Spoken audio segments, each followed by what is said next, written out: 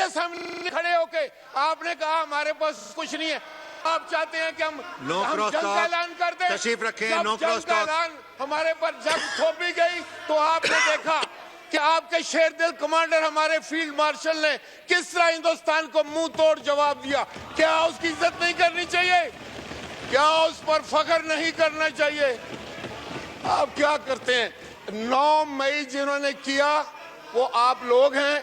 आप ना पाकिस्तानियों का सामना कर सकते हैं, ना शहीदों के वारसों का कर सकते हैं, ना फौज का कर सकते हैं, ना सिविल का कर सकते हैं। मैं आपसे जनाबे वाला, जनाबे चेयरमैन, जनाबे स्पीकर, इन्होंने कहा है ये 1973 की आइन की बात करते हैं। 1973 के आइन के असद कैसर साहब ने बात की तो यहाँ से आवाज नहीं आई। 1973 के इस तरह ना करें, फिर आपको मौका नहीं मिलेगा। वारिस हम 1973 का आइन शहीद जुल्फकार अली भुट्टो ने पाकिस्तान को दिया था। उस वक्त आप क्या कर रहे थे? उसको उसकी असली हालत में लेकर आए। आपको तो पता ही नहीं है, आपने पढ़ा ही नहीं है। बाबा आपने नहीं पढ़ा है, आपको समझ नहीं है। आप तशरीफ रखें, कभी आपको समझाएंगे, आपकी ट्रेनिंग हो जाए। अभी मैं आपसे ये कहना चाहता हूं कि जनाब बिलावल भुट्टो जरदारी साहब ने एक शिक को इम्प्रूव किया। हमने डिबेट किया, डिस्कस किया, उसको हम लोग कमेटी में लेकर गए। तो मैं आपके मुंह से तो जनाब स्पीकर ये बात अच्छी नहीं लगती। आपने यहाँ पर जो कानून साजी की और जिस अंदाज से की, जिस स्पीड में की और जिस तूफानी तरीके से आप पढ़ते थे, ना आपको समझ थी ना हमें समझ थी, लेकिन वो पास हो जाती थी।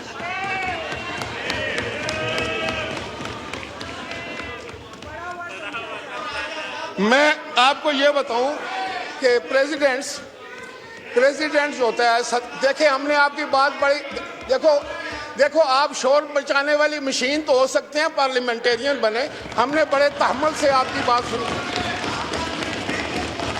ओके, बड़ी मेहरबानी, आप तशरीफ रखें, आप तशरीफ रखें।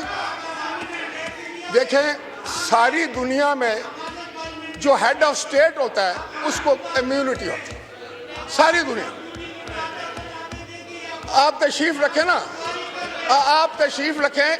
देखो ये आपकी ट्रेनिंग है चेयरमैन साहब, आप जरा देखें, फिर आप बात कर लेंगे। आप यार बैठ जाओ ना, आपको तो आइन का पता ही नहीं है। तुमसे अब सबक लेंगे हम आइन का।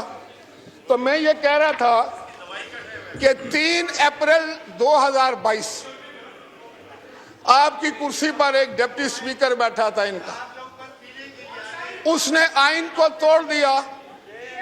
असद कैसर को पता था कि ये आइन शिकनी होने जा रही है, इन्होंने इनकार कर दिया कि मैं ये काम नहीं करूंगा, इतना मैं इनको क्रेडिट दूंगा। और जब वो सुप्रीम कोर्ट ने अपने फैसले में लिखा कि इन्होंने आइन शिकनी की है, आप तो आइन शिकल लोगे, ये तो रिकॉर्ड की बात है, ये तो अदालत का फैसला है। आप किस तरह हमें कह सकते हैं? हम तो आइन बनाने वाले हैं, आइन का तहफ़्फ़ुज़ करने वाले हैं, आइन की हिफाजत करने वाले हैं और आइन पर चलने वाले हैं। आप हर रोज रोना रोते हैं कि आपका कोई कैदी है, नंबर उसका कोई 804 है और उसको आप रहा कराना चाहते हैं और मुकाबला कराते हैं आसिफ अली जरदारी से। सुनो, आसिफ अली जरदारी से मुकाबला करने हैं तो 12 साल उसको अंदर रखो, तब फिर आकर फैसला करना। 12 साल रखो उसको अंदर, तो फिर आकर कहना कि हम मुकाबले में आ गए। सब्र, तहम्मुल, बहादुरी, इज्जत, वकार, फिर बात हो। यहाँ शोर मचाने का कोई फायदा नहीं। बाकी ये है कि अवाम भी आपको पहचान चुके हैं, अवाम को समझ आ चुकी है कि आप शोर तो मचा सकते हैं, आप झूठे नारे लगा सकते हैं, आप झूठे वादे कर सकते हैं। आज मैं पता करूं कि आप 4.25 साल रहे थे हुकूमत में, कहाँ गई वो 2 करोड़ नौकरियां? किसको दी थी 1 करोड़ नौकरी? 50 लाख घर किसको दिए थे? आपने पासपोर्ट की इज्जत कराई थी? आपने पाकिस्तान को ऊपर लेकर गए थे। ईमानदारी से बात करें। और फिर कौन सा वो फरागोगी कौन है? करप्शन के तो आपकी दास्तानें, करप्शन की दास्तानें हैं आपकी। आपने सारी दुनिया में मुल्क को रसवा किया। आज जब आप हम पर इल्जाम लगाने की कोशिश करें तो ज़हन में एक बात रखें कि आप जमहूरियत के दुश्मन लोग हैं, आप पाकिस्तान के दफा के दुश्मन लोग हैं, आप पाकिस्तान की फौज के खिलाफ गलत बातें इस्तेमाल करते हैं, आप अपने सोशल मीडिया पर पाकिस्तान की तज़हीक करते हैं, आप हिंदुस्तान के साथ याराना निभाते हैं, आप वही बोली बोलते हैं जो हिंदुस्तान बोलता है पाकिस्तान की फौज के बारे में। ये हम लोग बर्दाश्त नहीं करेंगे। हम शहीदों के वारिस हैं, हमारे कब्रिस्तानों में पाकिस्तान के झंडे लगते हैं। मेरी तहसील के सीने पर 2 निशाने हैदर है। हम इज्जत देने वाले लोग हैं, लेकिन अगर आप फौज के खिलाफ बात करेंगे तो फिर यकीन करें कि आपको पाकिस्तान में आपके लिए कोई जगह नहीं होगी, कोई आपकी बात नहीं मानेगा। आपने पाकिस्तान तोड़ा, पाकिस्तान का आईन तोड़ा, पाकिस्तान के कानून को तोड़ा, तो आज आप किस तरह कह सकते हैं? आप बैठ जाएं। बांग्लादेश जिसने बनाया वो भी हम जानते हैं, हमें पता है। लेकिन आज जनाब स्पीकर, मेरा कहने का मकसद ये है कि अगर ये लोग पर्सनल अटैक करेंगे, जातियात पर हमले करेंगे, आप उसमें कोई अगर आप में समझदार आदमी है तो जिस दिन वो बिल पेश होगा उस पर आप तनकीद करें और बताएं उसमें क्या गलत है। अगर आप गालियां देंगे तो गाली का जवाब गाली आएगा, आप बदतमीजी करेंगे तो उसका जवाब भी आपको मिलेगा। लेकिन अगर आप ये समझते हैं कि आप इस हाउस को हॉस्टेज कर लेंगे, आप जो है वो अपनी इन बातों से सारा माहौल खराब कर देंगे, तो ये हम नहीं होने देंगे, किसी सूरत नहीं होने देंगे। जब आइन की तरमीम है तो आइन में लिखा है 2/3 अक्सरियत के साथ आइन में तरमीम हो सकती है। आपको क्या पता क्या होता है कानून साजी? आप तो कमेटियों से बाहर बैठे ना, कमेटियों में बात करते जाके कमेटी में, कमेटियों का बाइकआउट, यहाँ का walkout, boycott walkout, boycott walkout. आप लोग मेंबर हैं, आप पार्लिमानी लोग हैं, आप पार्लियामेंट को समझते हैं, आप आइन को समझते हैं? बिल्कुल नहीं। आपको वो पकड़ कर लाया है शोर मचाने के लिए, आपको वो इसलिए वो लेकर आए हैं कि आप शोर मचाएं। आप देखें, यार तुम्हारी बात का जवाब देगा हम, आपकी बात का जवाब देना बहुत मुश्किल काम है। तो जनाब स्पीकर, मैं ये कह रहा था,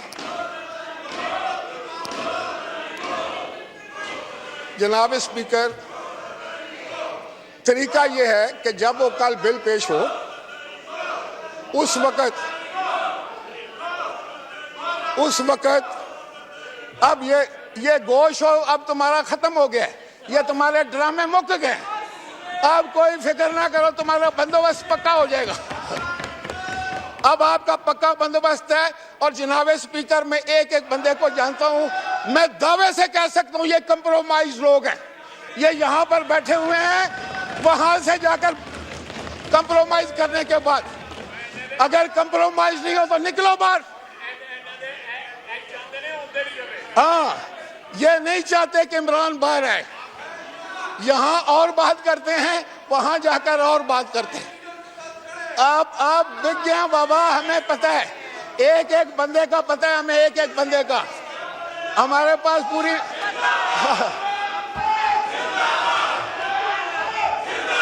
इससे आगे कुछ नहीं है। वो मेरा ख्याल है,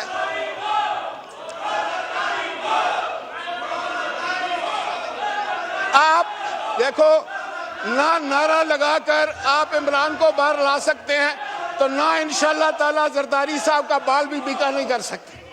आप में इतनी हिम्मत ही नहीं रही है। अपने गिरेबानों में डालें जरा अपना मुंह और सोचें कि आपने इमरान के लिए क्या किया है। कुछ किया है? क्या किया है? आपने उसको अंदर करा दिया। वो बेचारा गैर सियासी आदमी था, आप जैसे जिसके साथी हो उसको दुश्मन की जरूरत नहीं है, सच्ची बात। जनाब स्पीकर जी,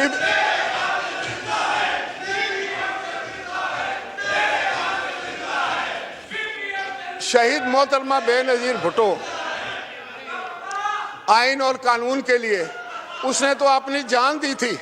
आप जेल के कमरे में बैठ के एयर कंडीशन लगाकर वहां खाने खाते हैं। मुकाबला बेनजीर भुट्टो का करना चाहते हैं, आसिफ अली जरदारी का करना चाहते हैं। पहले अपनी तरफ तो देखो, अपने लीडर की तरफ तो देखो। मैं ऐसी बातें हरगिज ना करता यहाँ खड़े होके। अगर मेरा हम मनसब आदमी जाकर हम पर ज़ाती अटैक ना करता तो यही बात मैं आपको बावर कराना चाहता हूं कि अगर आपने किसी की जात पर अटैक किया तो आपकी जात भी महफूज नहीं रहेगी, फिर आपका लीडर भी महफूज नहीं रहेगा। ये मेरे जैसा बंदा आपको मत दे रहा है, समझ दे रहा है, समझो। ये आप लोग जो है ना अपने लीडर को गाली निकालने के लिए दूसरे के लीडरों को गाली देते हैं। आप चाहते हैं कि वो अंदर ही रहे, उसको गालियां पड़े, वो जलील हो, इसलिए आप ये सारी हरकतें करते हैं। आपको कोई अकल नहीं है, अकल बाजार से नहीं मिलती। अगर बाजार से अकल मिले तो हम आपको ला दें। आपको शौर ही नहीं है, आपसे क्या बात हो? हा हा हा हा हा, इसके अलावा आपके पास क्या है? What else? क्या है आपके पास? कोई आर्गुमेंट नहीं है, कोई अकल की बात नहीं है। और पाकिस्तान के इतने बड़े हाउस में बैठे हैं और ट्रम्पट बजा रहे हैं। देख जनाब स्पीकर, आप रूलिंग देख कि ये जो शोर मचाने वाली मशीनें हैं, ये जो शोर करने वाले बुत हैं, इनको किस तरह कंट्रोल करेंगे आप? ये किस तरह करेंगे? ये लोग जो अपने शहीदों की इज्जत ना कर सके, ये लोग जो अपने गाजियों की इज्जत नहीं कर सके, ये लोग जो अपनी फौज की इज्जत ना कर सके, ये लोग जो अपने फील्ड मार्शल जिसको इस पूरी कौम ने मुतफिका तौर पर ओहदा पेश किया है, उसके खिलाफ बात करते हैं। ये कौन लोग हैं? मेरे ख्याल में सर ये गुमराह लोग हैं जिनकी कोई मंजिल नहीं है, इनकी कोई सिमत नहीं है। ये एक ऐसा धब्बा लग गया पाकिस्तान की सियासत पर, और मुझे यकीन है कि कल अगर इलेक्शन हो तो इनमें से एक बंदा भी आपको नजर नहीं आएगा। आपको सही खत्म होगी बात, वो खत्म हो चुके। तो लोगों को पता चल गया है कि ना तो ये कानून साजी में काम लेते हैं।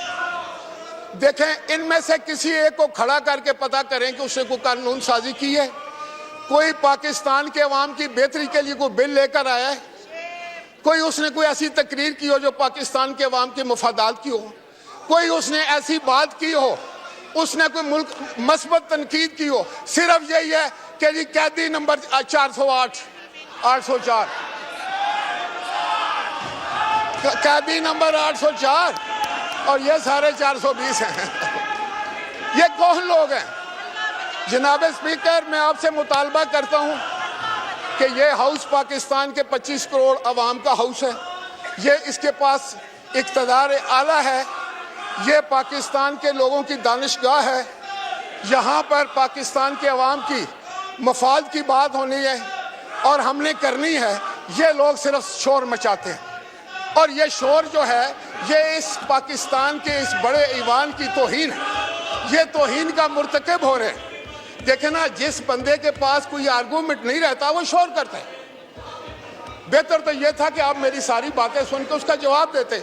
अब क्योंकि आपने शोर मचाया है तो इनकी बात भी हम नहीं सुनने देंगे, किसी को बिल्कुल नहीं सुनने देंगे। कोई बंदा इनकी बात नहीं करेगा। अगर ये को खड़ा करने की बात करने की कोशिश करेगा, हम आपसे वही सलूक करेंगे जो आप हमारे साथ कर रहे हैं। अगर आप मुझे नहीं बात करने देंगे तो मेरे साथी फिर आपको भी बात नहीं करने देंगे। नहीं कर सकेंगे आप बात, आप नहीं कर सकेंगे। मैं दावे से कहता हूं कि आपकी आवाज भी फिर इस तरह ही होगी।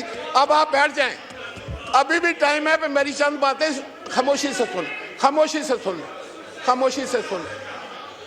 बात यह है, आप लोगों को किसी ने गलत मशवरा दे दिया है कि अगर आप एग्रेसिव होकर बात करेंगे, शोर मचाएंगे, गाली देंगे, तज़हीक करेंगे लोगों की, तो आपकी बड़ी वाह वाह हो जाएगी, इमरान खान भी खुश होगा और लोग भी खुश होते हैं। ऐसी बात हरगिज़ नहीं है। इमरान खान को तो अंदाज़ा हो गया होगा कि इन लोगों के करतूतों की वजह से वो अंदर है। अगर ये इनमें कोई सेंस होता इतनी तादाद में, बिल्कुल, और ये चाहते ही नहीं कि वो बाहर आए। ये वो सारा बंदोबस्त करते हैं, हमारे से लड़ाई करते हैं, हमारी लीडरशिप पर हमले करते हैं, यहां से जवाबन इमरान पर हमला होता है। ये कोई तरीका है? ये अपने लीडर की इज्जत कर रहे हैं।